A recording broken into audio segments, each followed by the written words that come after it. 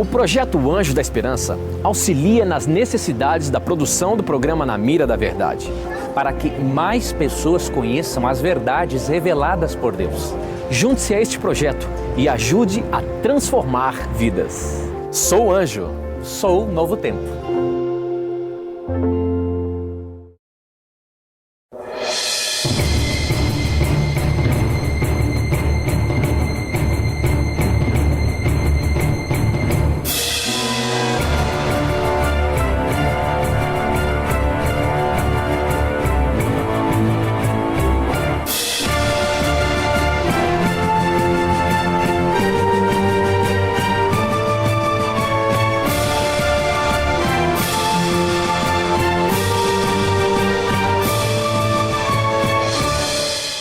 Olá amigos, estamos mais uma vez aqui no Cevisa e para a sua casa estarmos juntos estudando a Palavra de Deus. O convite para você agora é que você tome a sua Bíblia e vamos nos voltar para o livro de Daniel, escrito há 2.600 anos no passado, e descobrir que esse livro contém profecias que falam dos dias atuais. Chegamos nessa semana ao centro do livro de Daniel, capítulo 8, verso 14. Vamos entender a partir de agora o que significa a purificação do santuário e quais as implicações para o mundo religioso da atualidade. 2.300 tardes e manhãs e a purificação do santuário. Esta é a primeira parte, porque semana que vem nós vamos terminar de compreender essa profecia. Por ser a maior profecia da Bíblia, exigirá um pouco de tempo nosso para a compreensão da mesma. Mas não vamos começar a estudar a Palavra de Deus sem antes buscar a direção do Espírito Santo. Você que nos acompanha em casa, se puder, feche seus olhos e participe conosco desta oração. Pai querido, estamos reunidos mais uma vez em torno da Tua Palavra, suplicando que o professor Espírito Santo, o mesmo que esteve com Daniel em Babilônia, para que ele escrevesse este livro, possa estar conosco agora, abrindo nossa mente à compreensão e o nosso coração à aceitação da Tua verdade, da Tua vontade para a nossa vida. Em nome de Cristo nós te oramos. Amém. Semana passada, nós começamos a estudar o capítulo 8 de Daniel e terminamos com o versículo 12. E os versos 11 e 12 dizem assim, falando do chifre pequeno, sim, engrandeceu-se até o príncipe do exército, dele tirou o sacrifício diário e o lugar do seu santuário foi deitado abaixo. E o exército lhe foi entregue com o sacrifício diário, por causa das transgressões, e deitou por terra a verdade e o que fez prosperou. Até o versículo 12, nós temos a ação do chifre pequeno. E nós descobrimos aqui, em Daniel capítulo 8, de que esse chifre pequeno representa Roma, em suas duas fases, imperial e papal. Estes impérios trabalharam contra o povo de Deus e contra a verdade de Deus. E eu disse semana passada que ao longo dos séculos, uma enxurrada de tradições, de doutrinas do paganismo, vieram para o seio da igreja cristã. E a igreja cristã perdeu a sua pureza apostólica. A igreja cristã se afastou da verdade de Deus. Como está profetizado, o anticristo deitaria por terra a verdade e o que ele faria prosperaria. De fato, a mentira prosperou. E nós percebemos que hoje o mundo cristão está muito apegado a dogmas e tradições de homens e menos da palavra de Deus. Então, quando os anjos contemplaram essa situação, no versículo 13 veio uma pergunta de insatisfação de um dos seres celestiais. E ele pergunta a um outro santo, até quando durará esta visão do sacrifício diário e da transgressão assoladora? Visão na qual é entregue o santuário a fim de serem pisados. E nós explicamos de que o santuário foi pisado porque uma falsa cópia foi feita, um mecanismo falso de salvação, de perdão de pecados, aonde um homem assume o papel de Deus e pretensamente pode oferecer o perdão. Então, em resposta a essa pergunta, nós chegamos a Daniel 8,14. O outro santo responde para o santo que pergunta: até 2.300 tardes e manhãs, e o santuário será purificado. Agora nós vamos entender, essa semana e semana que vem, o que significa a purificação do santuário. Qual a implicação desta purificação para o chifre pequeno e qual a implicação desta purificação para o povo de Deus. Então chegamos ao centro do livro de Daniel. Quando se passassem 2.300 tardes e manhãs, o santuário seria purificado. Eu pergunto para vocês agora, uma tarde e uma manhã quer dizer o que na Bíblia? Uma tarde e uma manhã? Não, uma tarde e uma manhã. Um dia. Aonde nós aprendemos isso? Gênesis 1. Houve tarde e manhã, o primeiro dia, tarde e manhã, segundo dia, tarde e manhã. Tarde e manhã é a expressão que a Bíblia usa para dia. Então, quando Deus criou o mundo, primeiro veio a parte escura, chamada de tarde, 12 horas. Depois a parte clara, chamada de manhã, 12 horas. Então, o dia na Bíblia, ele começa com a tarde. Ele começa ao pôr-se o sol. Se uma tarde e uma manhã quer dizer um dia, 2.300 tardes e manhãs são 2.300 dias. Dias. Agora, aplicando o princípio profético, dia a ano, em que cada dia representa um ano literal, nós temos então 2.300 anos. Então o anjo está dizendo, quando se passarem 2.300 anos, o santuário será purificado. Agora, para entender a purificação do santuário, eu tenho que entender o santuário e os seus serviços, para então entender o que é essa purificação. É só uma dúvida a respeito essa purificação do santuário é relacionado à volta de Jesus? Agora vamos entender. Se nós entendermos o que era a purificação do santuário lá em Israel, nós vamos entender o que é essa purificação aqui em Daniel. Então eu vou chegar lá. Bom, aqui está o santuário. Alguém aqui fez um desenho para tentar ilustrar, ok? O santuário tinha 3 partes: pátio, lugar santo e lugar santíssimo. O pátio aqui está. Era onde tinham acesso os pecadores. E no pátio haviam 2 móveis. O altar de holocausto, onde os animais eram queimados depois de mortos. E além do altar de holocausto, uma pia. Esta pia continha água. E ali o sacerdote se lavava antes de entrar para dentro do santuário. Então, o primeiro setor do santuário era o pátio. Agora nós temos o lugar santo e o santíssimo. O lugar santo era onde entrava o sacerdote. E em Israel haviam vários sacerdotes. O lugar santíssimo era onde entrava o sumo sacerdote. E só havia um sumo sacerdote. Era uma função vitalícia. Só quando este morria é que nomeavam outro sumo sacerdote. E todos os sacerdotes e sumos sacerdotes deveriam ser da família de Levi, porque os levitas eram sacerdotes, enquanto que os reis vinham da tribo de Judá. Judá era a tribo real e Levi era a tribo sacerdotal. No lugar santo você tinha 3 móveis, uma mesa com 12 pães, representando as 12 tribos de Israel, e Jesus, o pão da vida. Você tinha um altar, um candelabro com 7 lâmpadas, e essas lâmpadas eram alimentadas pelo azeite, símbolo do Espírito Santo, na Bíblia, e símbolo de Cristo, a luz do mundo. E você tinha um altar de incenso, onde incenso aromático era queimado. E esta fumaça que subia do altar passava por cima da cortina e ia para o segundo compartimento, o lugar santíssimo. E no Apocalipse é dito que esta fumaça representa as orações dos santos, que vão ao trono de Deus. Já no lugar santíssimo, eu só tinha uma mobília, a Arca da Aliança. Era uma arca feita de madeira, coberta de ouro. E dentro dessa arca estavam as tábuas da lei de Deus.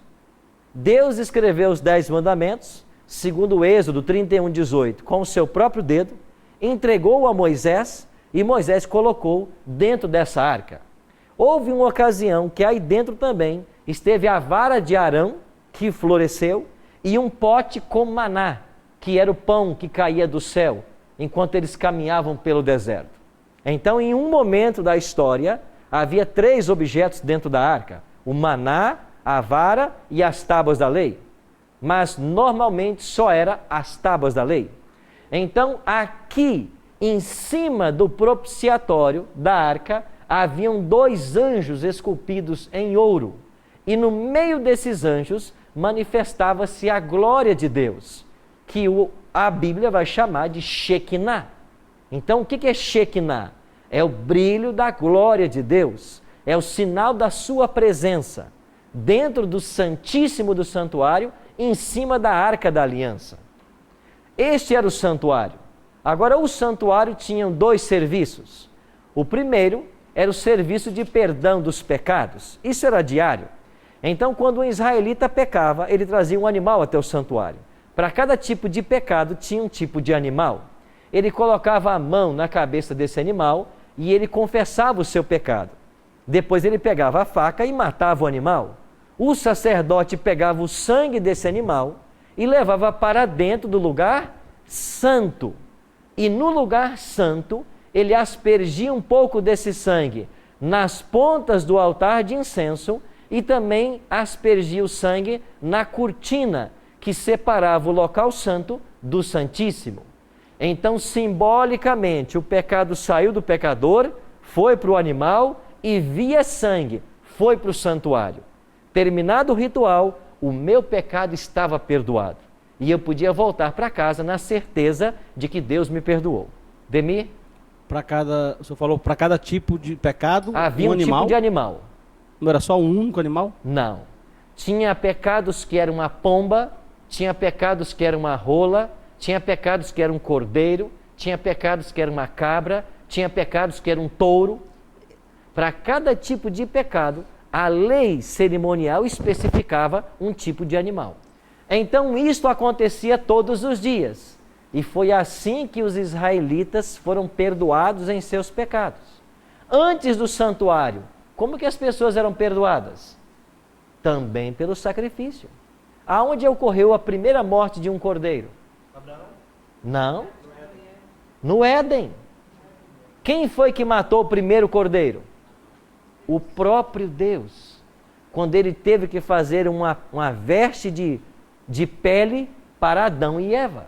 Então, o próprio Deus matou o primeiro cordeiro e ensinou para Adão que ele deveria sacrificar animais como símbolo do Messias que um dia viria a morrer por ele. Abraão tornou-se conhecido por o construtor de altar, porque aonde ele acampava, ele construía um altar e sacrificava. Mas os sacrifícios, eles são anteriores ao santuário. Por quê? Porque em todo o Antigo Testamento, o perdão era oferecido com base na morte dos animais. Isto era o evangelho para eles.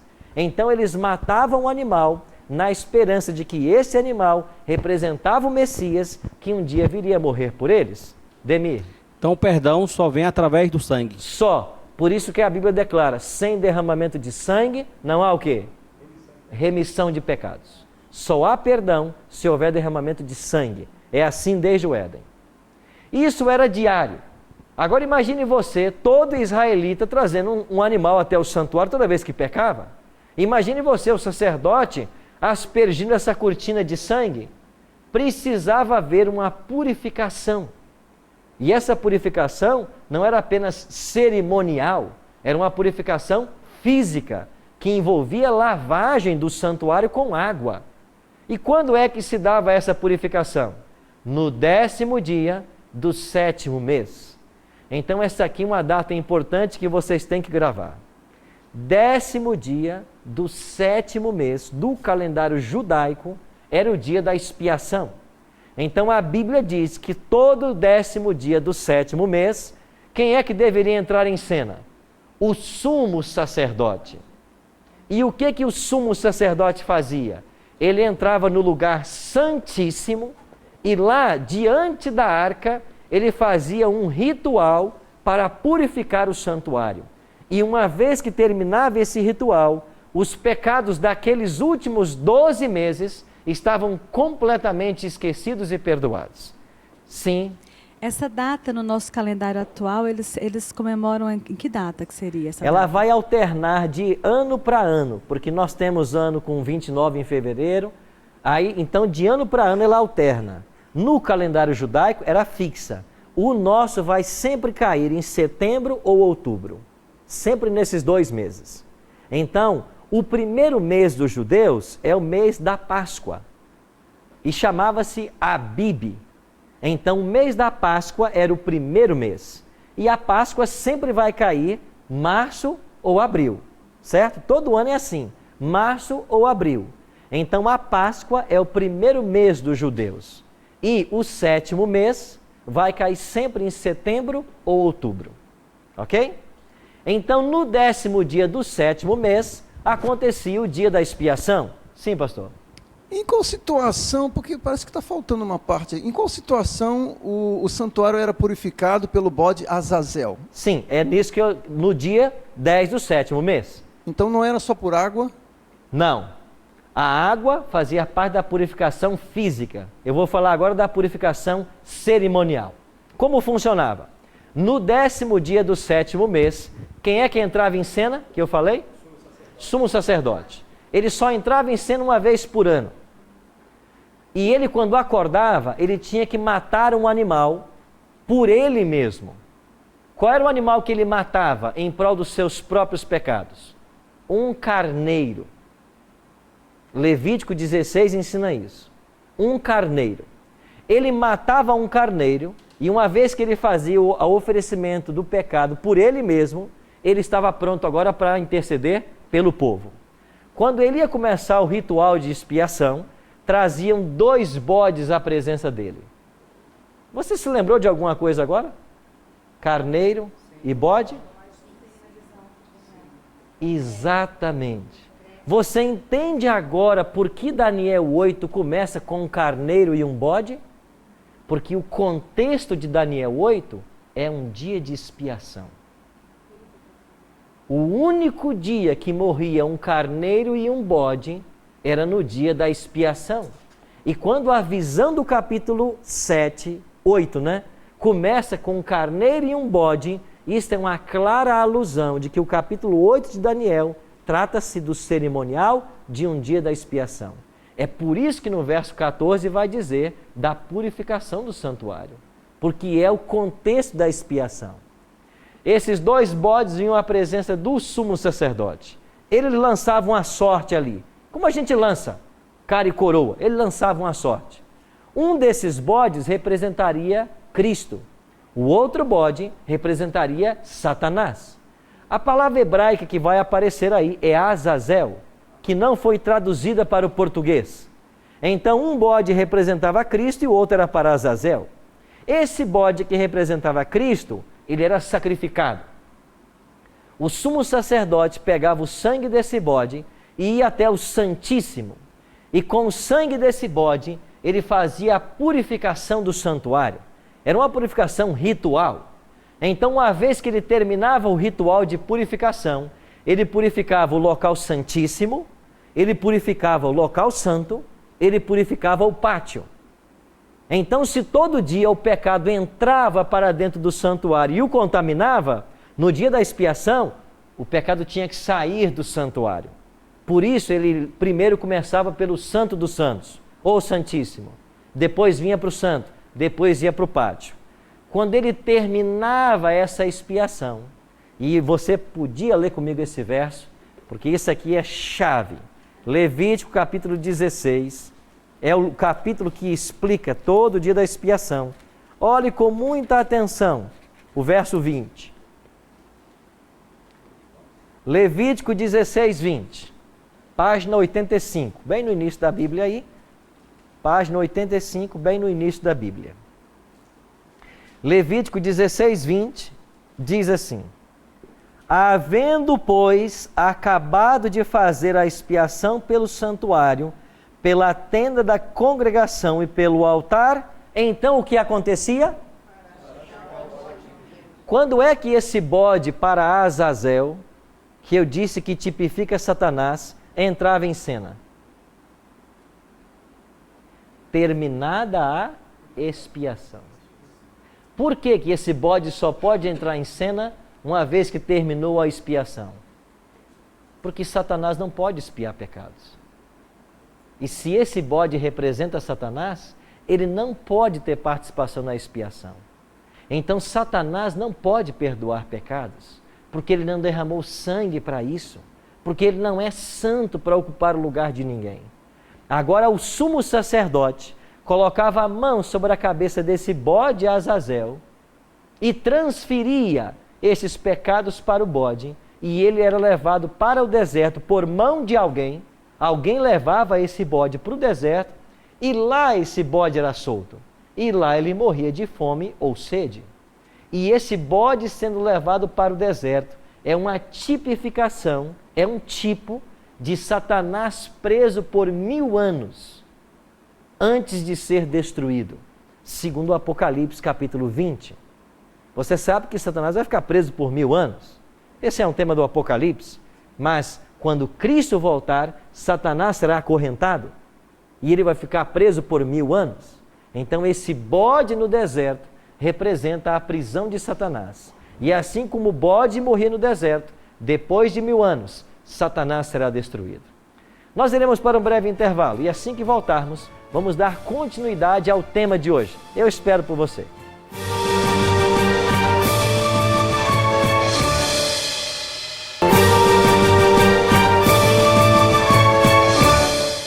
Ok, amigos, estamos de volta com o programa Bíblia Fácil e hoje aprendendo sobre a profecia das 2.300 tardes e manhãs. No primeiro bloco, nós discutimos a respeito do santuário, os seus compartimentos, os serviços que lá acontecia. E nós descobrimos que havia um dia em Israel que era o dia da purificação. Qual era esse dia? 10º dia do 7º mês. Gravem essa data. O dia da purificação em Israel, ou expiação, era 10º dia do 7º mês. Pois bem, o dia da expiação lá em Israel era um dia de juízo para eles. E esse dia simbolizava o julgamento do povo de Deus no final da história. Agora, para nós sabermos então, quando o santuário será purificado de acordo com Daniel 8,14, eu preciso saber quando termina as 2.300 tardes e manhãs. E quando terminar este período profético, que é o maior período profético da Bíblia, duas coisas aconteceriam. Primeira, começaria o juízo de Deus, porque o dia da expiação era juízo para Israel. Então é juízo para o povo de Deus. Segundo, lembra que o chifre pequeno havia deitado a verdade por terra? E que quando se passassem os 2.300 anos, essa situação mudaria? Ou seja, a verdade de Deus, deitada por terra pelo chifre pequeno, ela deveria ser restaurada. Então, no final de 2.300 anos, eu devo esperar dois eventos, um no céu e um na terra. No céu, o início do juízo do povo de Deus, o dia da expiação. Na terra, a verdade sendo restaurada como uma ação contra a obra do anticristo. Com essas duas coisas em mente, eu tenho que entender agora como que eu chego lá. Já descobrimos que 2.300 tardes e manhãs significam 2.300 anos literais. E eu já dei para vocês Números 14, 34 e Ezequiel 4, 6 e 7, esse princípio profético dia-ano. Vamos então agora ver qual é a explicação que o anjo deu para Daniel da profecia. Daniel 9, verso 24. O anjo Gabriel está falando com Daniel e ele diz assim: 70 semanas estão determinadas sobre o teu povo. Eu pergunto agora, quem é o povo de Daniel? Judeus. Então 70 semanas estão determinadas sobre os judeus. Em profecia, quanto que significa 70 semanas? 70 semanas. 490 anos. Certo?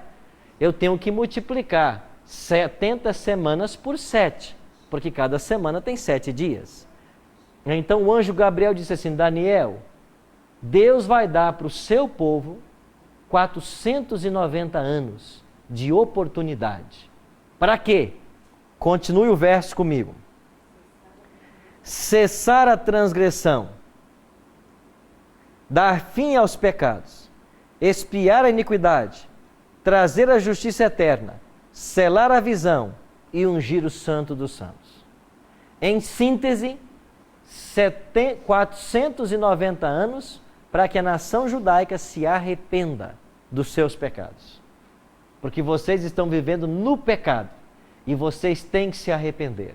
Se vocês não se arrependerem, vocês perderão o privilégio de ser o povo de Deus. Agora, hoje nós vamos estudar a profecia das 70 semanas. E semana que vem, nós vamos completar o gráfico dos 2.300 anos e entender a purificação do santuário. Para que eu descubra quando começam os 2.300 anos e quando começa as 70 semanas, eu tenho que saber qual é o evento que marca o início. E o anjo vai dizer qual é o evento em Daniel 9:25. Olha o que diz o anjo para Daniel. Sabe e entende, desde a saída da ordem para restaurar e para edificar Jerusalém, até ao ungido, ao príncipe. Quem é o príncipe, amigos? Jesus. Quanto tempo vai se passar desde a saída da ordem para restaurar e edificar Jerusalém até o príncipe? 7 semanas e 62 semanas. O anjo quebrou mais uma vez a profecia. E então acompanhe comigo com muita atenção o gráfico. 490 anos foram dados para o povo judeu. E se eu sair do decreto para restaurar e edificar Jerusalém, eu tenho que partir de 457 a.C. O primeiro decreto do livro de Esdras foi promulgado por Ciro. E qual foi esse decreto? Autorizando os judeus a voltarem para Jerusalém depois que ele derrotou Babilônia. Esse é o primeiro decreto. Vá agora para o capítulo 6. Qual é o decreto do capítulo 6? Quem promulgou o decreto de Esdras 6? Dario. Lembra de Dario? Só que esse Dario aqui não é o anterior a Ciro. É um outro Dario que veio depois de Ciro, chamado também Dario I. Então você tem um Dario que se assenta no trono com 62 anos, quando a Medo-Pérsia vence a Babilônia, depois reina Ciro, depois vem outros reis e em algum momento chega um tal de Dario. Esse Dario, ele é posterior a Ciro e ele vai emitir o segundo decreto. E olha agora para o capítulo 7. Qual é o terceiro decreto aí de Esdras capítulo 7? Qual é o rei agora aí no capítulo 7? Artaxerxes. Agora leia comigo Esdras 6:14. Esdras 6:14. Os anciãos dos judeus iam edificando e prosperando em virtude do que profetizaram os profetas Ageu e Zacarias, filho de Ido. Edificaram a casa e a terminaram, segundo o mandato de quem? Do Deus de Israel. E segundo o decreto de quem? Ciro. De mais quem? De mais quem? Por que eu não posso pegar nem o primeiro decreto nem o segundo? Porque os 3 decretos foram cumulativos. E finalmente, a ordem para restaurar e edificar Jerusalém, tanto civil quanto política, só veio de Artaxerxes. Aqui, Esdras capítulo 7. E quando eu vou para a história, em busca da data desse decreto, hoje eu posso provar matemática, histórica, astronômica e cronologicamente que esse decreto foi promulgado no ano 457 a.C. Se 457 é a data inicial para os 2.300 anos e para as 70 semanas, quando é que vai terminar o período de graça para o povo judeu? Ano 34. Porque se eu viajar 457 mais 490 anos, eu chego até o ano 34. Agora, o anjo explicou assim para Daniel. Sabe e entende, Daniel 9, 25. Desde a saída da ordem para restaurar e edificar Jerusalém, até o ungido, o príncipe, que é Cristo, vão se passar quanto tempo? 7 semanas e mais o quê? 62 semanas. Após o decreto, 49 anos, a cidade ficou finalmente pronta. A sua reconstrução civil no ano 408. Após 434 anos, ou 62 semanas, nós chegamos ao ano 27. E o que aconteceu no ano 27? Jesus foi batizado. E quando é que Cristo se tornou o ungido? No batismo. Porque é quando ele se batiza que o Espírito Santo desce sobre ele em forma corpórea de pomba. Então a profecia das 70 semanas, ela está dizendo a data exata do batismo de Jesus. Agora o anjo continua. Daniel 9, 27. Leia comigo aí. Voltando para Daniel, capítulo 9, verso 27. Olha o que diz o anjo a Daniel. Ele quem? Jesus, o Messias, fará firme aliança com muitos por quanto tempo? Uma semana. Então olha comigo aqui o gráfico. Se nós estamos no ano 27, que é o ano do batismo de Cristo, e ele vai fazer aliança com muitos por uma semana, 7 anos, quando é que termina essa aliança de Cristo? 34. Porque 27 mais 7 são 34. Então Cristo faria uma aliança com os judeus por 7 anos. Ou seja, quando Cristo se batiza, quanto tempo de graça ainda tem os judeus? 7 anos. E Cristo agora, qual é a orientação que Jesus deu aos discípulos em Mateus capítulo 10, versos 8 a 11? Eu não entreis em cidade de samaritanos, não busqueis os gentios, mas procurai de preferência as ovelhas perdidas da casa de Israel. Por que Jesus mandou que os discípulos priorizassem os judeus? Porque só tinha mais 7 anos de oportunidade para eles. Agora Cristo, ou a profecia vai e diz assim, ele fará firme aliança com muitos por quanto tempo? Uma semana. Mas, continua o texto, na metade da semana fará cessar o quê? Olha que interessante. Jesus faria aliança por 7 anos, mas na metade da semana, ou seja, 3 anos e meio, ele fará cessar o sacrifício contínuo e a oferta de manjares. O que é sacrifício contínuo? É a morte dos animais no santuário. Todos os dias, por isso era contínuo. Então, todos os dias se levava animal até o santuário.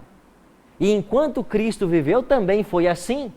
Mas quando Cristo morre na cruz, no ano 31, na metade da 70ª semana, a última das 70, ele faz cessar o sacrifício contínuo.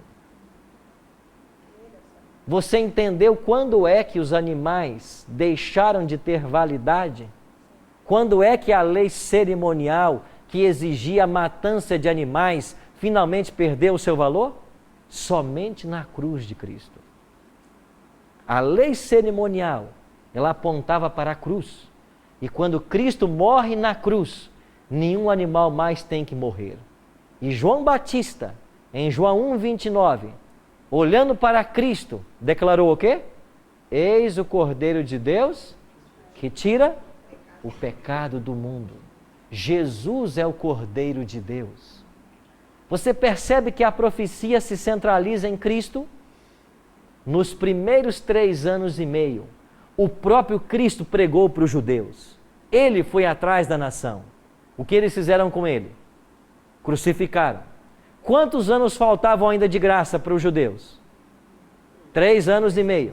E nesses 3 anos e meio, os discípulos pregaram para os judeus. E qual foi o último apelo do povo de Deus, dos mensageiros de Deus, à nação judaica? Um sermão pregado por um diácono da igreja primitiva, chamado Estevão, Atos capítulo 7. E quando Estevão, em Atos capítulo 7, ele faz o seu último sermão, porque ele estava sendo acusado pelos judeus, ele diz assim para os judeus: vocês mataram o autor da vida, vocês mataram o Messias, vocês devem se arrepender. E o que eles fazem com Estevão? Eles apedrejam Estevão. Em que ano Estevão foi apedrejado? No ano 34. Exatamente 490 anos depois do decreto de Artaxerxes, rei da Pérsia. Pastor Carlos. Pastor, nós entendemos então que esse ciclo se fecha na morte de Estevão. Sim, os 490 anos se fecham na morte de Estevão. Ou seja, de Estevão para cá, a nação de Israel não é mais a nação escolhida. Quem é povo de Deus agora? Quem é o Israel espiritual? Todo aquele que aceita a Cristo como seu Salvador. Agora olha um detalhe precioso da Bíblia. Quando Estevão é apedrejado no ano 34, as vestes dele, diz a Bíblia, foram deixadas aos pés de quem? Saulo, que depois se converteu em Paulo. E Paulo se converteu em apóstolo de quem? Dos gentios. No dia que morre o último representante de Deus, Deus já tem ali o homem escolhido para levar o evangelho a toda a terra. E Paulo tornou-se o apóstolo dos gentios. E o que é que Paulo escreveu em Colossenses 1:23? No dia dele, o evangelho atingiu a toda criatura debaixo do céu. Nos dias de Paulo, Colossenses 1:23, o evangelho atingiu a toda criatura debaixo do céu. Ou seja, Deus nunca deixou o seu povo sem aviso. Mas a partir do ano 34, o judeu pode ser salvo como indivíduo. Ele não é mais a nação escolhida. Por quê?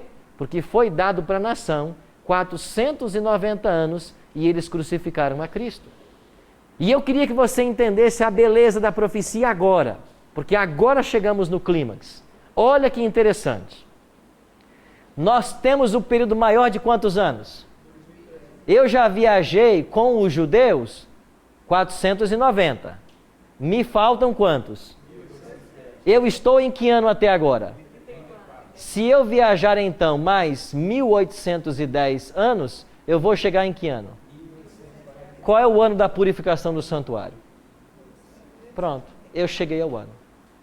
1844 é o ano da purificação do santuário. O que aconteceu em 1844? Só semana que vem.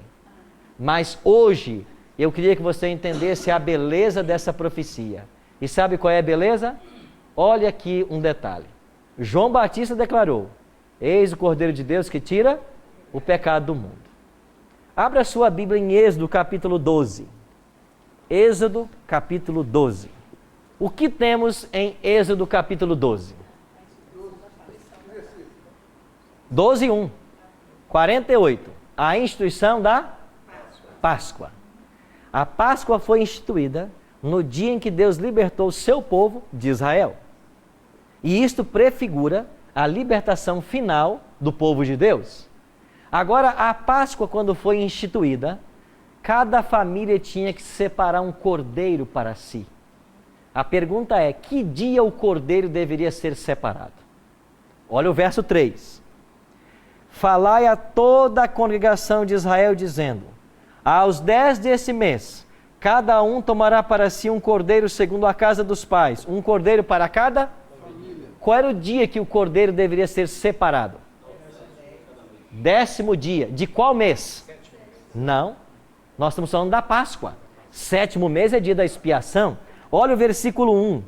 Não, verso 2. Este vos será o principal do mês. Será o quê?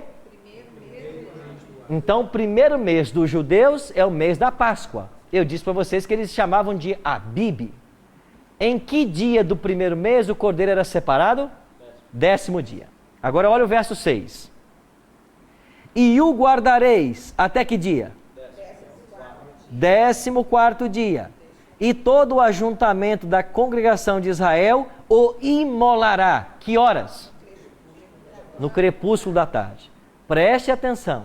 O cordeiro pascal era separado no dia 10 e era sacrificado no dia 14. Que horas? Ao crepúsculo da tarde. À tardinha. Entre as tardes, antes do pôr do sol. Esta carne desse cordeiro tinha que ser assada. Eles tinham que preparar pães asmos, ervas amargas. Então estava pronta a ceia para a Páscoa. Quais eram os ingredientes da Páscoa? A carne do cordeiro assado, pães asmos e ervas amargas. Enquanto se preparava tudo isso, dava o pôr do sol, porque o cordeiro tinha que morrer antes do pôr do sol.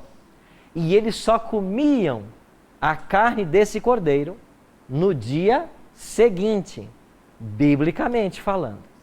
Certo? Porque deu o pôr do sol, começou outro dia. Então a carne só era comida no 15º dia. Certo? Nós estamos aqui na última semana de Cristo. Quando é que Jesus Cristo se separou como Cordeiro Pascal?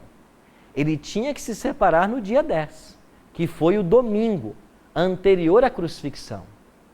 Quando é que Jesus se separou para o sacrifício no dia 10? O que aconteceu no domingo, dia 10 de Abib, do ano 31? Jesus entrou montado num jumentinho em Jerusalém. Os católicos celebram todo ano o domingo de Ramos.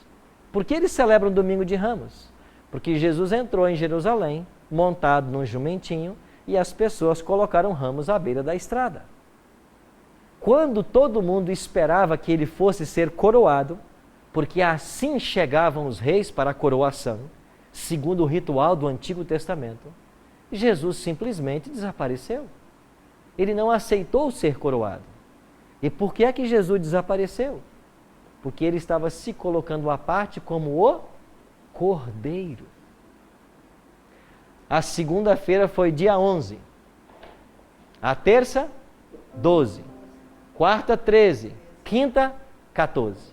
Na quinta-feira, Jesus falou assim para os discípulos: vão e preparem a Páscoa. Jesus preparou a Páscoa com os discípulos e na noite de quinta, eles estavam no cenáculo, certo? Ali estava o Cordeiro Pascal morto, que os discípulos tinham matado antes do pôr do sol. E pela primeira vez, o tipo encontrou o antítipo. O Cordeiro morto encontrou o Cordeiro vivo. E na noite da ceia, Cristo fez a transição das economias de salvação.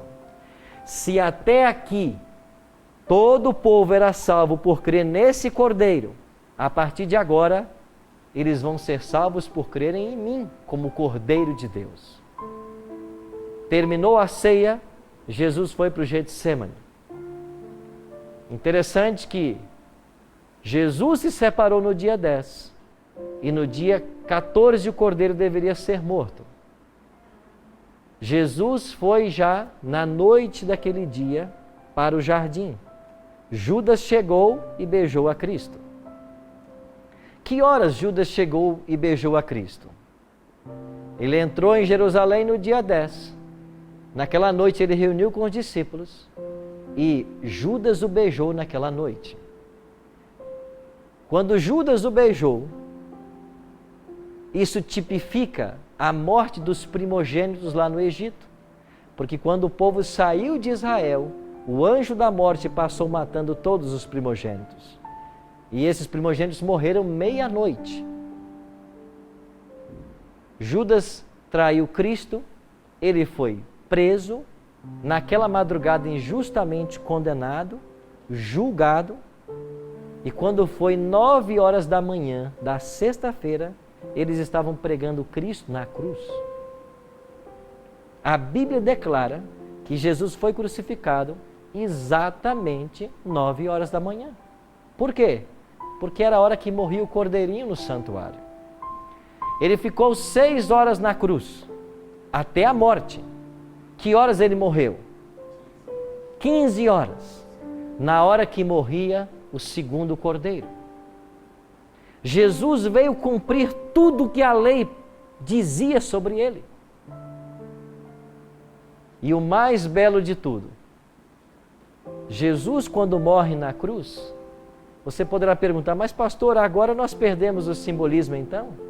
Porque se o Cordeiro Pascal morria no dia 14 e Jesus morreu na sexta 15, então perdemos o simbolismo da Páscoa? Não perdemos, porque na cruz Jesus não é Cordeiro Pascal. Jesus é Cordeiro Pascal na ceia, quando ele faz a transição das economias de salvação. Então quem é Cristo na cruz? Moisés e Paulo respondem: maldito todo aquele que for pendurado no madeiro. Na cruz Cristo é o maldito, e ele é maldito por causa dos nossos pecados. Você entende por que ele morreu na cruz? Porque a lei não podia ser mudada. Se houvesse um mandamento da lei que pudesse ser mudada, Cristo não precisaria ter morrido na cruz. Ele morreu porque há uma lei, e esta lei foi quebrada. E para romper este pecado e dar uma segunda chance, ele teve que pagar em seu corpo o pecado de Adão e Eva e o nosso pecado. Aquela cruz tinha as nossas dimensões. Nós deveríamos estar ali, mas ele morreu em nosso lugar. Você entende que o centro da profecia é Cristo? É isso que faz a profecia. Exalta a Cristo. Ele é o centro. É impossível estudar a profecia sem compreender a beleza do Evangelho. E quando Cristo morre na cruz do Calvário, o que diz Marcos 15:38? O véu do santuário, que separava o santo do santíssimo, rasgou-se na mesma hora. Por quê? Porque toda a lei cerimonial que apontava para o Messias encontrou o seu cumprimento. E a partir daquela sexta-feira, dia 15 de Abib, do ano 31, eu não tenho mais que matar cordeiros. Eu tenho que ir a Cristo pela fé no santuário celestial, onde hoje Ele está intercedendo por todos nós. Eu queria que você pensasse nisso agora, enquanto nós vamos ouvir essa música. Quanto amor teve Cristo? Sabe por quê? Porque nós somos preciosos aos olhos de Deus.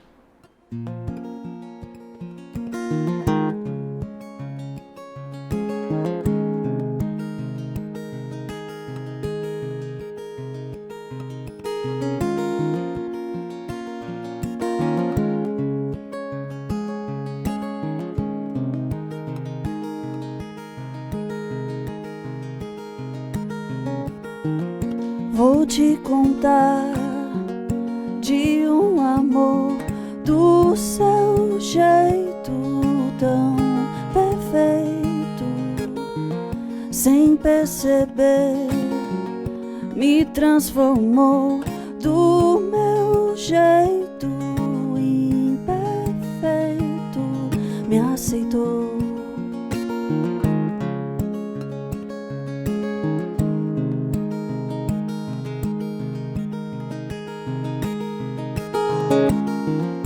Foi só deixar ser o que sou toda vez que errei. Ele me perdoou. Que amor é esse que não tem fim? Amor que nunca desistiu de mim. E quando eu te encontrar, eu quero te falar que eu vivi. Eu quero te abraçar, ouvir você falar. Bem-vindo ao lar, pra onde for, vou te esperar pelo tempo. O tempo trouxe e te levou, mas vai fazer você voltar pra ficar. Pelo tempo, o tempo foi e me ensinou, meu coração é seu lugar.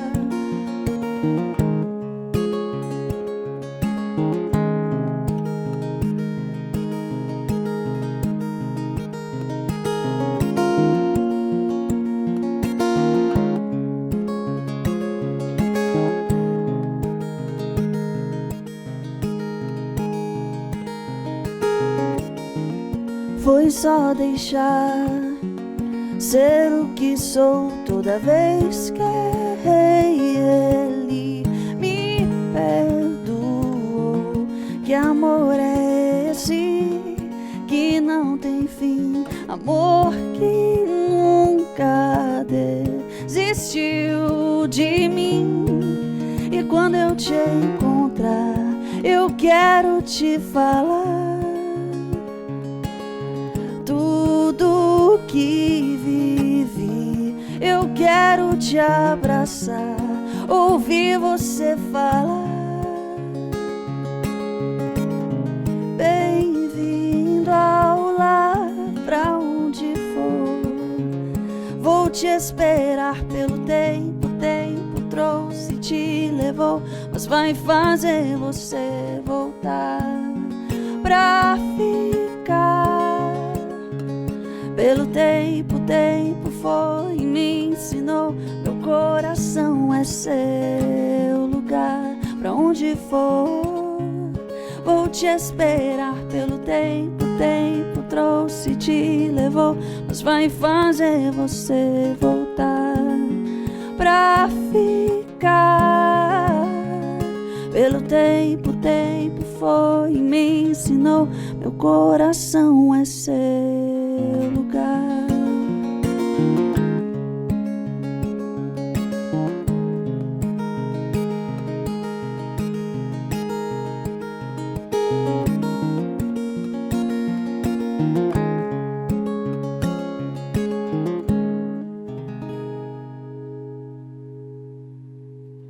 Ao pensarmos em Cristo como centro da profecia, nós vemos que Deus sempre foi longânimo e misericordioso para com o seu povo.